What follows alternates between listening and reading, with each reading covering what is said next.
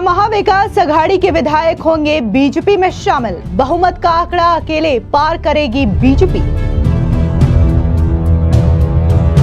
NCP Shiv Sena के 11 विधायक BJP से, निर्दलीय भी 7। मुख्यमंत्री का कार्यभार संभालते ही विपक्ष पर हमलावर हुए देवेंद्र फडणवीस।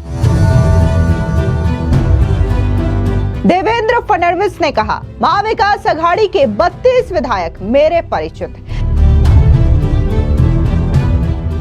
महाराष्ट्र में महायुति की प्रचंड जीत के बाद राज्य के मुख्यमंत्री देवेंद्र फडणवीस ने अपने इरादे साफ कर दिए हैं। एक इंटरव्यू में देवेंद्र फडणवीस ने कहा कि वे चाहेंगे कि 2019 के बाद पक्ष और विपक्ष में जो तनावपूर्ण संबंधों का निर्माण हुआ वे ठीक हो। फडणवीस से जब यह सवाल पूछा गया कि विपक्ष के कुछ लोगों ने उनसे मुलाकात की, तो उन्होंने कहा कि विपक्ष के कुल विधायक 46 हैं, जिसमें से 30 से 32 मेरे परिचित हैं। उन्होंने कहा कि जो भी मिलने आता है उसका स्वागत करते हैं। महाराष्ट्र में विधानसभा का विशेष सत्र 7 दिसंबर से शुरू हो रहा है। इसमें नए विधायकों को शपथ दिलाने के लिए स्पीकर का चुनाव होगा। इसके बाद 16 दिसंबर से शीतकालीन सत्र शुरू होगा। साफ तौर से जिस तरीके से देवेंद्र फडणवीस का यह धमाकेदार इंटरव्यू सामने आया है, सोशल मीडिया पर काफी ज्यादा वायरल हो रहा है, जिसके बाद से लोगों के जहन में इस बात को लेकर के चर्चा तेज हो गई है कि जो बचे खुचे महाविकास अघाड़ी के पास विधायक बचे हैं, क्या वो भी अब बीजेपी के साथ हो जाएंगे? क्योंकि पहले से ही एनसीपी जो कि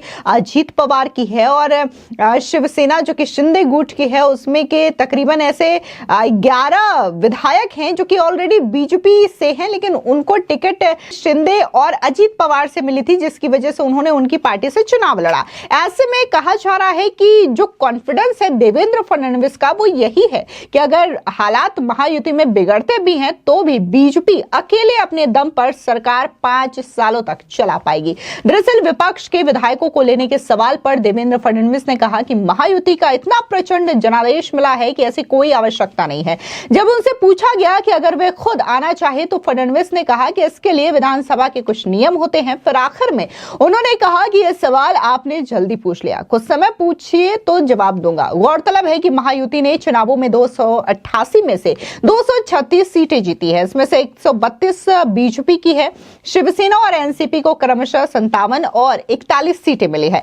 बीजेपी को एक निर्दलीय ने भी अपना समर्थन दिया है। ऐसे में कुल संख्या बल 133 सदस्यों का है और बीजेपी को सिर्फ 12 विधायकों की ही आवश्यकता है। बीजेपी से जुड़े 11 नेता और कार्यकर्ता एनसीपी और शिवसेना से चुनाव लड़कर विधायक बने हैं।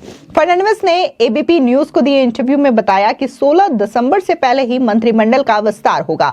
नेता प्रतिपक्ष होगा या नहीं, इस सवाल के जवाब में सीएम देवेंद्र फडणवीस ने कहा कि विधानसभा में नेता प्रतिपक्ष का फैसला सदन के अध्यक्ष करते हैं। अगर विधानसभा अध्यक्ष विपक्षी नेता को दर्जा देंगे तो सरकार भी मानेगी। महाराष्ट्र के विधानसभा चुनावों में बीजेपी ने रिकॉर्ड तोड़ जीत हासिल की है। बीजेपी ने 2014 में 142 सीटें जीती थी। साल 2014 में उसे 105 सीटें मिली थी। हालांकि चुनावों से पहले उनके विधायकों की संख्या बढ़कर 115 तक पहुंच गई थी।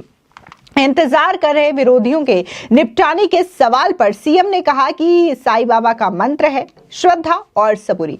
सबूरी का अर्थ है सब्र। मैं श्रद्धा और सब्र के साथ काम करता हूं। इसमें कोई निपट जाता है तो मैं क्या करूं? एक अन्य सवाल के जवाब में देवेंद्र फडणवीस ने कहा कि यूबीटी और कांग्रेस चाहती है कि धारावी प्रोजेक्ट लटका रहे, क्योंकि उनका वोट बैंक आड़े आता है। शरद पवार इसका विरोध नहीं करते, जिसके बाद देवेंद्र फडणवीस ने कहा कि उन्हें वोट बैंक खोने का डर है, मगर हम धारावी में हर आदमी को मकान देंगे।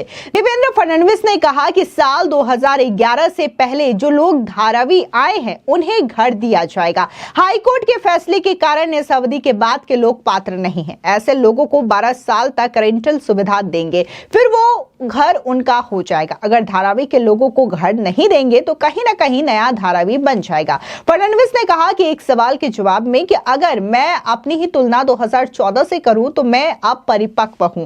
कई आघात सहन करने के अंदर ताकत बढ़ी है। किसी परिस्थिति में कैसे रिएक्ट करना है इसका भी तरीका आता है। अब मैं बदल गया हूं और बेहतर हो गया हूं। इस दौरान आपको बता दें कि जैसे ही देवेंद्र फडणवीस ने अपना कार्यभार संभाला, उन्होंने पहले कैबिनेट की मीटिंग के दौरान एक प्रेस कॉन्फ्रेंस का भी आयोजन किया, जिसमें उन्होंने बताया कि वो महाराष्ट्र के विकास को मद्देनजर रखते हुए क्या क्या काम करेंगे और क्या अहम फैसले उनकी पहली कैबिनेट मीटिंग में की गई है। सुनिए देवेंद्र फडणवीस का ये प्रेस कॉन्फ्रेंस, जहां पर उन्होंने एक एक बात को लेकर के चीजें बताई हैं। देखिए, मैंने आज जो पहली सिग्नेचर की है वो हमारा जो मुख्यमंत्री आरोग्य सेवा का कक्ष है, उस कक्ष में एक कैंसर रुग्ण को बोन मैरो ट्रांसप्लांट के लिए 5 लाख रुपए मुख्यमंत्री सहायता निधि से देने का निर्णय मैंने किया है।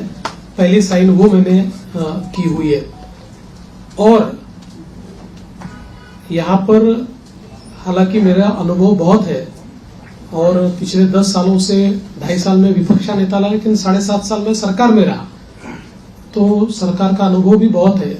किंतु जिस प्रकार का मैंडेट इस समय मिला है, मैं ऐसा मानता हूं कि निश्चित रूप से उस मैंडेट का एक प्रेशर, जनता के प्यार का एक प्रेशर हमारे पर है और मैं उसको महसूस करता हूं कि जब अपेक्षाएं बड़ी होती है तो चुनौती भी बड़ी होती है, क्योंकि लोग आपसे अपेक्षा कर रहे हैं, तो निश्चित रूप से उसका प्रेशर मुझ पर है।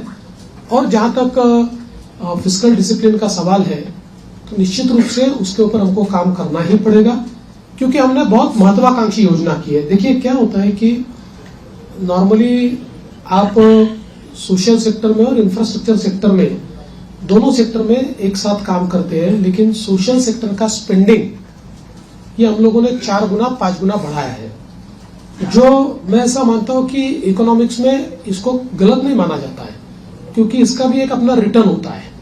इसके सोशल रिटर्न भी होते हैं, इसके इकोनॉमिक रिटर्न भी होते हैं, लेकिन उसका प्रेशर जरूर बजट के ऊपर आता है। तो उस बजट को बैलेंस करना ये हमारा काम होगा, हम उसको करेंगे। देखिए, पहला जो आपका सवाल है उसमें कौन सा मंत्रालय किसके पास रहेगा, ये अंतिम चरण में है, उसका निर्णय तीनों मिलकर करेंगे। यूनिलैटरली उसकी घोषणा मैं नहीं कर सकता। और जहां तक पुराने मंत्रियों का सवाल है, तो उसमें निश्चित रूप से सभी के काम का एक मूल्यमापन तो हो रहा है, मूल्यांकन हो रहा है। उस मूल्यांकन, क्योंकि हमारे जो दोनों साथी है, एकनाथ शिंदे जी ने भी और दादा ने भी, हम तीनों ने बैठकर ये तय किया है कि हम मूल्यांकन करेंगे, पुराने मंत्रियों के कामों का मूल्यांकन होगा, उसके आधार पर आगे का निर्णय होगा। और कई बार क्या होता है, देखिए, जब मंत्रिमंडल बनता है तो रीजनल बैलेंसेस होते हैं, अलग अलग प्रकार के समाजों का प्रतिनिधित्व होता है, तो इसलिए मुझे ऐसा लगता है कि कुछ निर्णय ये देखकर भी हम लोग करेंगे कि भाई पिछले बार उन्होंने कैसा काम किया है। कई बार ये होता है कि किसी ने अच्छा काम भी किया होता है, लेकिन रीजनल बैलेंस में क्योंकि 3 लोगों को मंत्री पद बांटने हैं, तो आगे पीछे होता है। इस पूरी खबर को लेकर के आपकी क्या राय है, कमेंट सेक्शन में जरूर बताएं। धन्यवाद।